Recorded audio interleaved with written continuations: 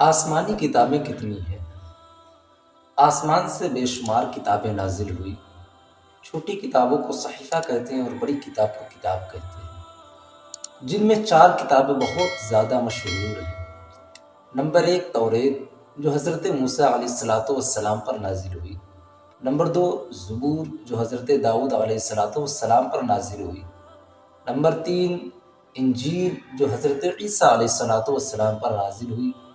اور نمبر 4 قرآن شریف، جو ہمارے آقا سید الانبیاء، امام الانبیاء، سید الکونین حضور محمد مصطفیٰ صلی اللہ علیہ وآلہ وسلم کے اوپر نازل ہوئی۔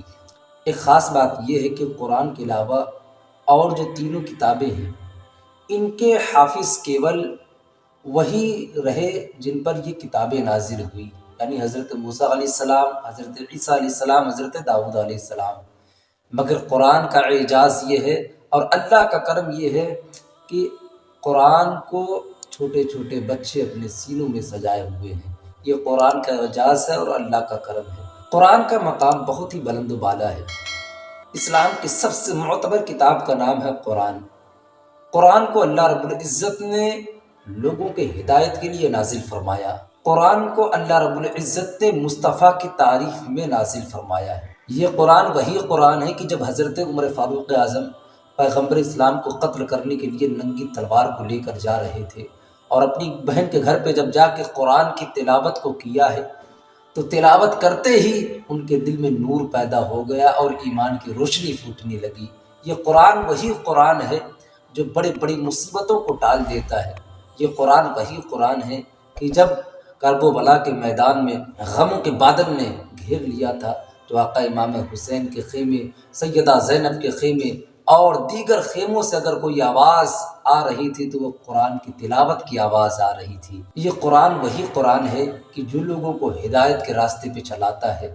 اہدنا الصراط المستقیم، قرآن شریف کے ایک حرف پڑھنے پر 10 نیکیاں ملتی ہے۔ قرآن پڑھنے سے آنکھوں میں روشنی پیدا ہوتی ہے، دلوں کو نور بخشتا ہے۔ قرآن پڑھنے سے گھروں کی مصیبتیں دور ہوتی، پریشانیاں دور ہوتی ہے، مشکلیں دور ہو جاتی ہے اور اللہ کی رحمتوں کی بارش ہونے لگتی ہے۔ ہو سکے تو آپ حضرات بھی قرآن کی تلاوت کیا کرو، یہ سوچ کر تلاوت کیا کرو کہ ایک مرتبہ حضرت عائشہ صدیقہ رضی اللہ تعالی عنہا سے صحابہ نے پوچھا کہ آپ نے رسول کو دیکھا، خلوت میں دیکھا، جلوت میں دیکھا، دن کے اجالے میں، رات کے تاریکی میں، ذرا بتائیں تو صحیح وہ کیسے تھے؟ تو حضرت عائشہ صدیقہ رضی اللہ تعالی عنہا نے کہا کہ اگر رسول کو دیکھنا ہو تو قرآن کو دیکھ لو اور قرآن کو دیکھنا ہو تو رسول کو دیکھ لو۔